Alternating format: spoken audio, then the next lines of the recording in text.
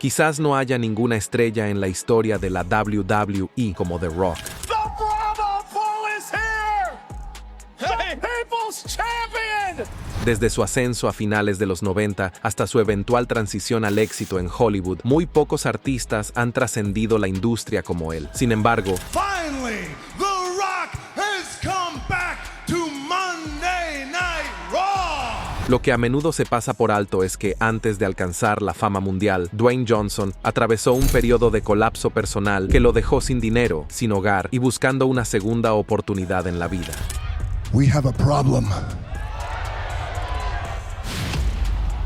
Lo que nos lleva a la pregunta, ¿cómo superó The Brahma Bull esas adversidades para construir un imperio multimillonario y convertirse en miembro del consejo de administración de la empresa matriz de la WWE, TKO? Quédate hasta el final para descubrirlo.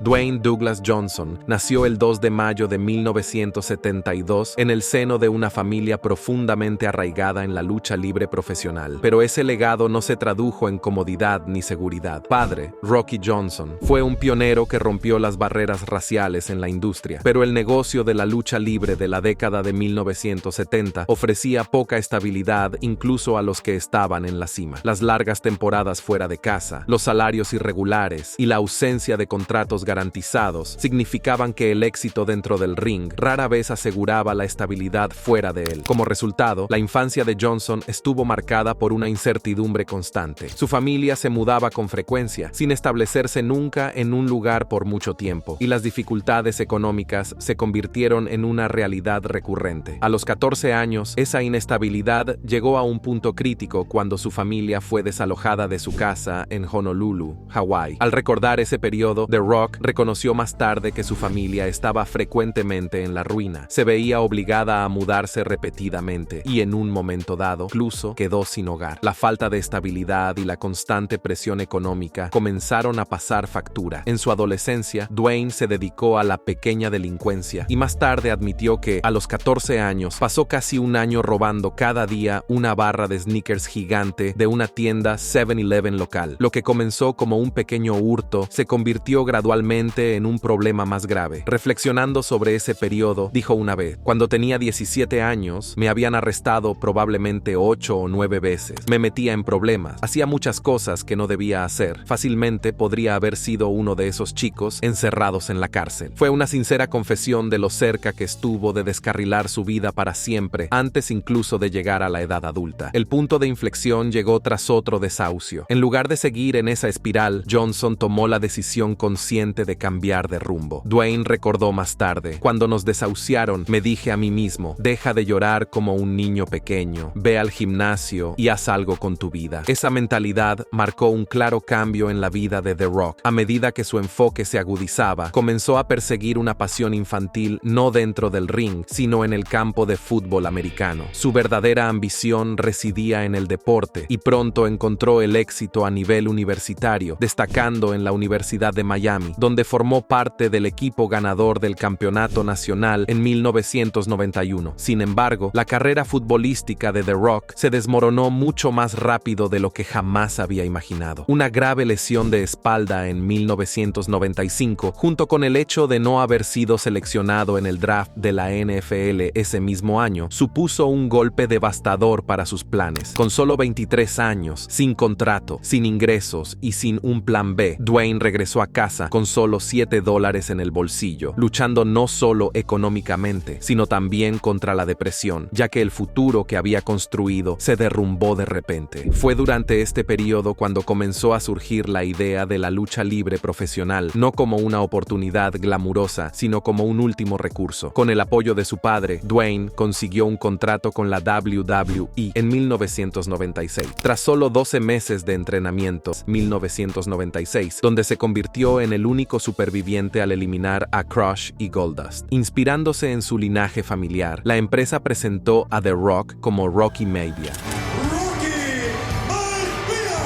un nombre que rendía homenaje a su padre, Kid Johnson, y a su abuelo, Peter Maivia. Presentado como un novato optimista y de aspecto impecable, recibió un gran impulso desde el principio. Ese impulso culminó solo 3 meses después, cuando Rocky Maivia derrotó a Triple H y ganó el campeonato intercontinental. Sin embargo, esos primeros éxitos también crearon resentimiento entre muchos aficionados. Muchos consideraban que Rocky se apoyaba haciendo referencia con frecuencia al legado de su familia. Con la rebeldía de la era Attitude asomando en el horizonte, parecía que algunos fans no tenían ningún interés en un babyface genérico y sonriente. Las cosas se pusieron tan mal que The Rock era abucheado en todos los estadios en los que pisaba, con gritos de "Die Rocky Die" y "Rocky Sucks" por todas partes. Para un artista aún relativamente inexperto en ese momento, era un entorno implacable. Rocky Maivia había fracasado y era necesario reinventarse. En una reciente aparición en el podcast de Joe Rogan, Dwayne reveló que el implacable rechazo de los aficionados en 1997 se volvió tan abrumador que consideró brevemente dedicarse a las artes marciales mixtas, creyendo que su etapa en la lucha libre profesional podría haber llegado a su fin. Por supuesto, hoy en día, The Great One podría ser abucheado por todos los fans presentes, y aún así aceptaría el rechazo de todo corazón, pero ese no era el caso en aquella época. En ese momento, Dwayne estaba apartado por una lesión en la pierna, lejos de la televisión,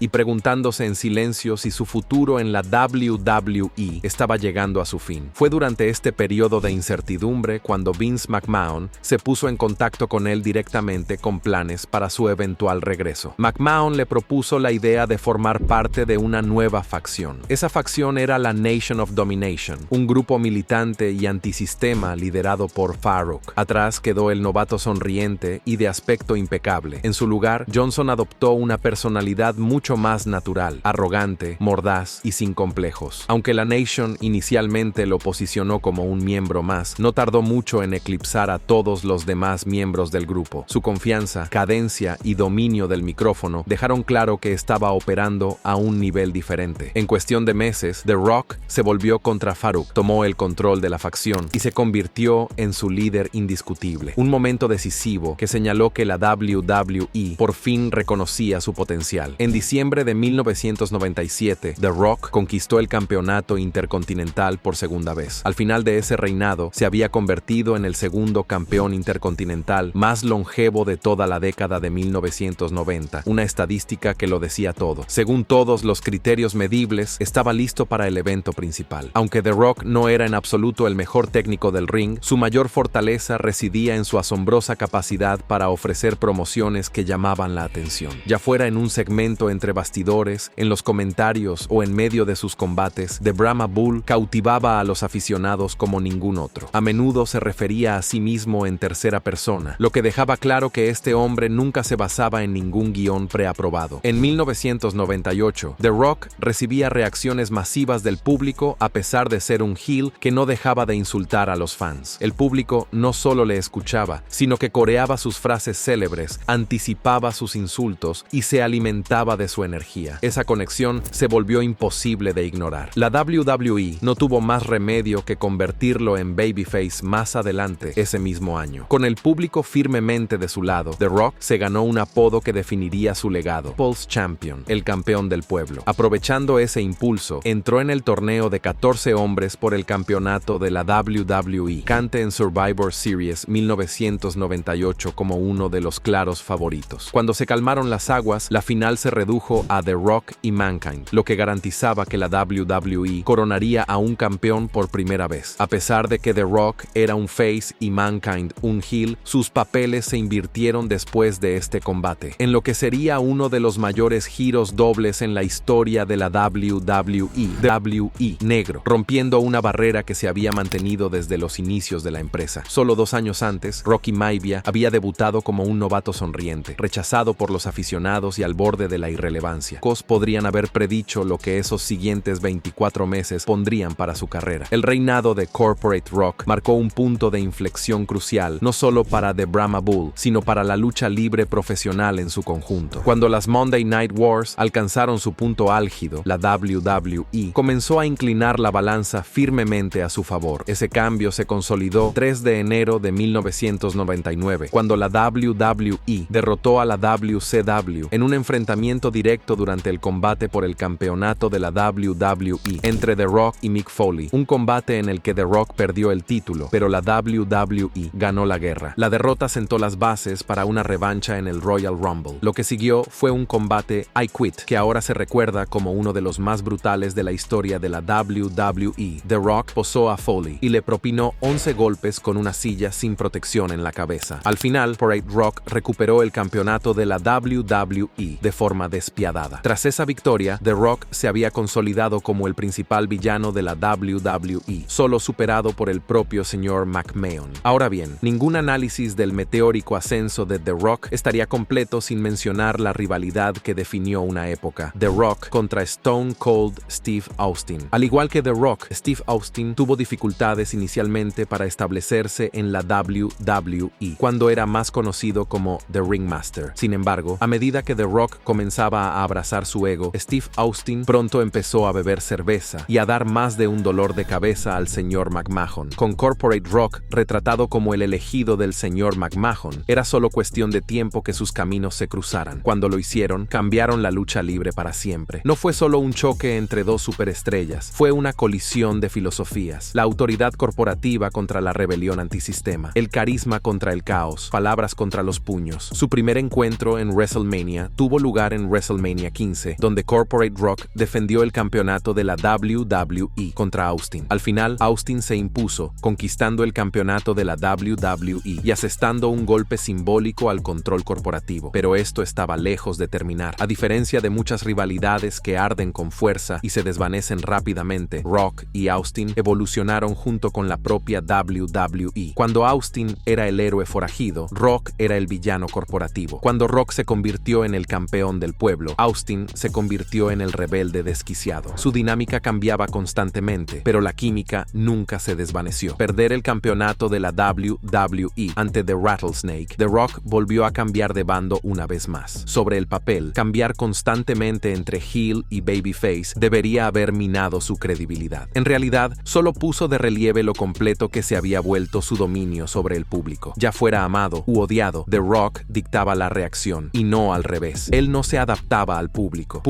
se adaptaba a él. En ese momento, The Rock se había convertido en un eslogan andante. Vivía del micrófono, lanzando promos con una confianza y un ritmo que parecían naturales. Frases como "conoce tu papel y cierra la boca, no importa lo que pienses". Y The Rock dice, no eran solo insultos, eran invitaciones para que el público participara. Y luego estaba el cierre, la frase que convertía los estadios en explosiones cada vez: "Si hueles lo que The Rock está cocinando". The Rock era tan importante para el público que incluso los detalles más pequeños, como levantar una ceja, se convirtieron en icónicos. Después de cambiar de bando en 1999, encontró un compañero de equipo en el lugar más inesperado. Al unirse a su antiguo rival Mankind, nació el Rock and Sock Connection. Los fans acogieron con entusiasmo la dinámica de esta extraña pareja. The Rock interpretaba al superestrella naturalmente cool, mientras que Foley no tenía ningún reparo en hacer el ridículo por el bien de la comedia. El contraste funcionó a la perfección y el dúo se convirtió en uno de los más entretenidos de la era Attitude. Sin embargo, a finales de 1999, Stone Cold Steve Austin y The Undertaker quedaron fuera de juego. Austin por una lesión en el cuello y Undertaker por un desgarro en el pectoral. Su ausencia creó un enorme vacío en lo más alto del cartel y The Rock lo ocupó sin dudarlo. En el año 2000 se había convertido en el mayor babyface de toda la empresa. Pero, a diferencia de la mayoría de los favoritos de los fans, The Rock no era un héroe impecable. Era ruidoso, rebelde, arrogante e impredecible, caótico como Austin, solo que con un estilo diferente. Hubo mucha especulación sobre si The Rock podría realmente igualar el nivel de éxito de Stone Cold. En 2000 no solo lo igualó, sino que lo superó, liderando la WWE en índices de audiencia, tasas de compra de pay-per-view y atención de la corriente principal. A principios del nuevo milenio, la lucha libre y la WWE en particular estaba en la cima absoluta de su popularidad. La WWE no solo era mainstream, sino que estaba de moda y ocupaba el mismo espacio cultural que programas como Jackass y The Jerry Springer Show. La lucha libre había pasado de ser un entretenimiento minoritario a convertirse en una cultura pop en toda regla, así que era solo cuestión de tiempo que la WWE volviera a Saturday Night Live. A solo 2 semanas de WrestleMania 2000, The Great One fue elegido para presentar presentar el episodio del 18 de marzo de Saturday Night Live. La decisión dio sus frutos de inmediato. La aparición de The Rock ayudó a conseguir los índices de audiencia más altos de la temporada de SNL, con una audiencia estimada de 20 millones de espectadores. Entonces, ¿por qué estamos hablando del éxito de Brahma Bull como presentador de SNL? Bueno, The Great One ha declarado que el éxito del programa es la razón principal por la que empezó a recibir ofertas de los estudios de Hollywood. El año 2000 también marcó una etapa decisiva en la carrera de The Rock dentro del ring. Ganó el Royal Rumble, encabezó WrestleMania 2000 y conquistó el campeonato de la WWE, un triplete que lo posicionó firmemente como la cara visible de la empresa. En ese momento, la WWE confiaba plenamente en Rock para seguir liderando el barco después de tomar el control de las Monday Night Wars. The Rock tuvo combates destacados contra Triple H, Kurt Angle y muchos otros. El año 2000 resultó ser la cima para The Rock, tanto en términos de su atractivo para el gran público como de su éxito dentro del ring. Y pronto, la lucha libre dejaría de ser su principal destino. En 2001, la carrera de The Rock como luchador a tiempo completo comenzaba a decaer, que se adentró con cautela en Hollywood. Sin embargo, incluso con un pie fuera del ring, su estatus dentro de la WWE nunca se vio afectado. Seguía siendo la estrella más importante de la empresa. Con la adquisición de la WCW de la WWE, solo 6 días antes de WrestleMania 17, la empresa necesitaba un clímax definitivo para la Attitude Era. Eso significaba recurrir a sus dos mayores iconos, The Great One y Stone Cold Steve Austin. Lo que siguió fue posiblemente el mayor evento principal en toda la historia de WrestleMania. El combate en sí fue un clásico de todos los tiempos, pero el final sorprendió a todos. Austin se alió con Vince McMahon para recuperar el campeonato de la WWE. En 2002, el impulso de The Brahma Bull no hizo más que crecer. Continuó su ascenso en Hollywood con papeles en El regreso de la momia, El Rey Escorpión y The Rundown, pero dentro del ring, un momento definiría el año. En WrestleMania 18, The Rock se enfrentó a Hulk Hogan en un combate entre iconos que trascendió generaciones. En retrospectiva, pocos luchadores alcanzan el estatus de icono a los 30 años, lo que era una clara prueba de lo mucho que había logrado el campeón del pueblo en solo 5 o 6 años. Pero incluso entonces, The Rock ya estaba pensando en el futuro. Las oportunidades en Hollywood iban en aumento y sabía que su tiempo como presencia habitual en la WWE era limitado. Antes de alejarse de nuevo, quería hacer las cosas bien. Esa mentalidad lo llevó a Brock Lesnar. Durante uno de sus últimos reinados como campeón de la WWE, The Rock se enfrentó a Lesnar en SummerSlam 2002. Público del Nassau Coliseum se volvió contra el campeón del pueblo, plenamente consciente de que se marchaba a Hollywood. En lugar de luchar contra ello, The Rock se dejó llevar por el momento. Combate terminó con Brock Lesnar conquistando su primer campeonato de la WWE, un decisivo paso del testigo. Fue un final adecuado para la carrera a tiempo completo de The Rock en la WWE. The Rock regresó a la WWE a principios de 2003, después de estar fuera durante 5 meses seguidos, pero no volvió siendo el mismo hombre. Más inteligente que nunca, Dwayne comprendió una dura realidad. Los fans ya se estaban preparando para volverse en su contra por dejar atrás la lucha libre en favor de Hollywood. Así que se les adelantó. En una jugada maestra de trabajo de personaje, The Rock se volvió contra el público antes de que ellos pudieran volverse contra él. La llegada de Hollywood Rock fue inmediata e inconfundible. Abandonó su aspecto familiar, cambió su estilo, estrenó un nuevo corte de pelo y adoptó una personalidad rebosante de arrogancia y conciencia de sí mismo. Esta versión de The Rock era despiadada. En cada segundo de tiempo en pantalla, se declaraba a sí mismo como el mayor regalo que había recibido la lucha libre profesional. Menospreciaba a los populares babyfaces o, en la mayoría de los casos, arremetía contra los propios fans, tachándolos de desagradecidos, inútiles e inferiores a él. Uno de los elementos más subestimados de esta etapa fue la introducción de los rock concerts. Armado con una guitarra, Hollywood Rock paseaba por el ring calmar su alma, solo para destrozar verbalmente a cualquiera que considerara un jabroni. Si el rock de la era Attitude estaba impulsado por el hambre, la inseguridad y algo que demostrar, Hollywood Rock era algo completamente diferente. Este era un hombre que ya había ganado, ya había conquistado la lucha libre, ya había irrumpido en Hollywood y ahora desafiaba a todos a aceptarlo. En diciembre de 2004, el contrato de The Rock con la WWE había expirado oficialmente y ninguna de las partes decidió renovarlo. Rock quería dedicarse por completo a Hollywood, mientras que la WWE WWE, cada vez más frustrada por sus limitadas apariciones entre 2003 y 2004, dejó que el contrato caducara. La separación fue silenciosa, pero el legado que dejó atrás fue todo lo contrario. En solo unos años, The Rock había logrado más de lo que la mayoría de los luchadores consiguen en toda una vida. Aún así, el escepticismo lo seguía. Dwayne admitió que estaba corriendo el mayor riesgo de su vida al retirarse efectivamente de la lucha libre con solo 32 años. Muchos dudaban de que su éxito dentro del ring pudiera repetirse fuera de él. Esas dudas no duraron mucho. The Rock superó todas las expectativas y redefinió el estrellato crossover con éxitos de taquilla como la serie Fast and Furious, Jumanji, Welcome to the Jungle y Moana. Con cada gran estreno, su popularidad no hacía más que crecer. No solo estaba triunfando en Hollywood, sino que se estaba convirtiendo en alguien imprescindible. Con ese éxito llegó la pregunta inevitable. ¿Volvería The Rock a la WWE? 7 años después, llegó la respuesta. En 2011, The Brahma Bull hizo su triunfal regreso cuando fue anunciado como el anfitrión de WrestleMania 27. Mientras la nostalgia llenaba el estadio, The Rock dejó una cosa clara. No se trataba de una aparición especial de una sola noche. Ese mensaje se hizo imposible de ignorar cuando atacó directamente a John Cena durante su promoción de regreso, lo que encendió instantáneamente lo que se convertiría en una de las mayores rivalidades de todos los tiempos. Pues de interferir en el evento principal de WrestleMania 27 y costarle el combate a Cena, era obvio que el primer combate individual de The Rock desde su regreso sería nada menos que histórico. La rivalidad soñada entre The Rock y John Cena se convirtió en un gran atractivo para la WWE. También se volvió profundamente personal. A ambos se les concedió una libertad inusual ante el micrófono, lo que difuminó la línea entre la historia y la realidad. Cena se burló de Rock por supuestamente escribir notas en su brazo durante las promociones, un golpe que visiblemente le tocó la fibra sensible. Tensión se sentía real porque, en muchos sentidos, lo era. El entusiasmo alcanzó su punto álgido de cara a WrestleMania 28. Calificado como único en la vida, el enfrentamiento capturó la atención de los principales medios de comunicación y ayudó a WrestleMania 28 a convertirse en el evento de pago por visión más taquillero de la historia de la WWE en ese momento. John Cena y The Rock ofrecieron un espectáculo de 30 minutos que pareció la pelea que todos habían esperado ver durante años. Lo más impactante de todo fue el final. Todo el mundo esperaba que ganara Cena, el miembro activo de la plantilla. Sin embargo, The Rock aprovechó un error y se impuso. El regreso de The Rock a la WWE entre 2011 y 2013 fue sin duda un éxito financiero. También fue un punto de controversia debido a su condición de luchador a tiempo parcial. Tras su victoria en WrestleMania 28, The Rock comenzó una rivalidad con el campeón de la WWE, CM Punk. A pesar del poderío estelar de The Rock, a muchos les resultaba difícil animarlo por encima del trabajador y querido luchador a tiempo completo CM Punk, que había mantenido el campeonato de la WWE durante unos impresionantes 434 días. La decisión de que The Rock ganara el campeonato de la WWE y John Cena ganara el Royal Rumble para organizar una revancha en WrestleMania 29 pareció forzada para algunos. Había la sensación de que, tal vez, si The Rock se hubiera convertido en heel durante este periodo, la rivalidad habría resultado más orgánica. Pero eso nunca sucedió y, por primera vez en más de una década, The Rock entró en WrestleMania como el campeón de la WWE, reinante en WrestleMania 29. Sin embargo, su revancha no logró capturar la magia que habían capturado el año anterior. Al final, The Rock perdió el campeonato de la WWE y, en última instancia, le pasó la antorcha a Cena. Esto marcó el último combate en el ring de The Rock en más de una década. Por supuesto, si no se cuenta ese combate de 6 segundos que tuvo con Eric Rowan en WrestleMania 32. Aunque The Rock siguió haciendo algunas apariciones esporádicas, nadie había olvidado que el grande aún no había colgado las botas. Roman Reigns solía entrar en la conversación como su posible último oponente. Era quizás el combate soñado más grande que la WWE podría producir, especialmente cuando Reigns ascendió como jefe tribal y se proclamó a sí mismo como el jefe de la mesa, lo que nos lleva a 2024. En enero de 2024, The Rock asumió un papel importante como miembro de la junta directiva de TKO, la empresa matriz de la WWE, lo que le otorgó una influencia significativa dentro de la organización y importantes beneficios económicos con acciones por valor de $30 millones.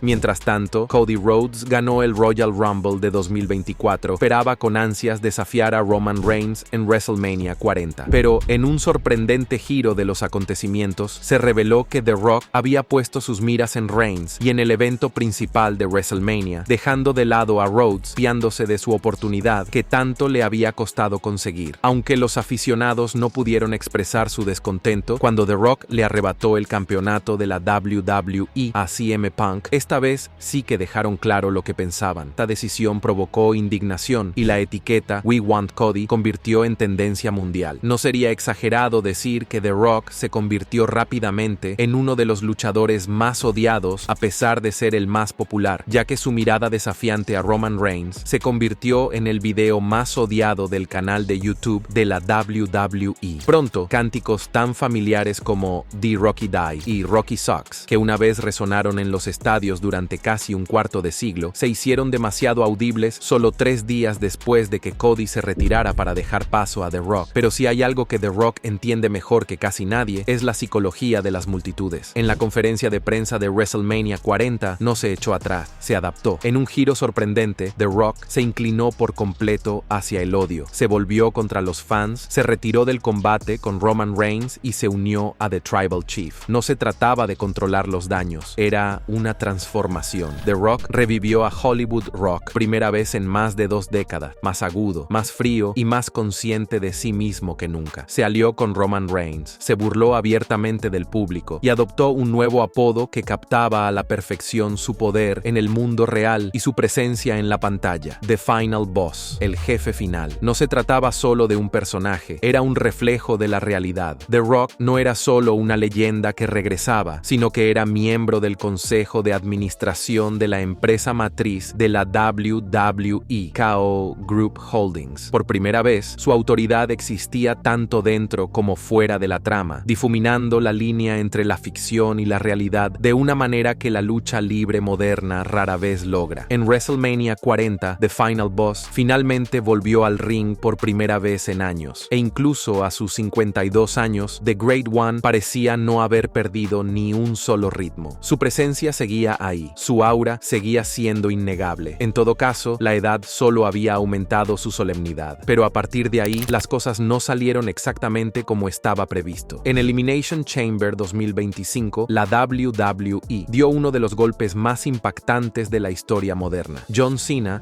desapareció de la WWE sin seguimiento, sin explicación, sin promoción, sin una sola aparición. Uno de los mayores giros heel en la historia de la lucha libre quedó en el aire sin su artífice. El jefe final simplemente desapareció de la televisión de la WWE, dejando a los fans confundidos y la historia sin terminar. Aún no está claro si esta desaparición es temporal o permanente, pero si la historia ha demostrado algo, lo que consolida a The Rock como el luchador más popular de todos los tiempos. Si se burlan de él por aprovechar su influencia para introducirse en el evento principal de WrestleMania, no se achica, sino que se inclina y se convierte en The Final Boss. Si los fans se vuelven en su contra, él se vuelve en su contra primero. Si se le critica por perseguir Hollywood, no se disculpa, sino que se transforma en Hollywood Rock. Ese instinto, la capacidad de leer el ambiente y evolucionar en tiempo real, es lo que diferencia a The Rock de todos los demás. The Rock es también una de las pocas superestrellas capaces de convertir incluso los movimientos más simples o directamente ridículos en momentos legendarios. Sobre el papel, Paul's Elbow no debería funcionar. En realidad, convirtió en un icono. El hombre más electrizante de todos los tiempos es una frase que se utiliza con demasiada facilidad en la lucha libre.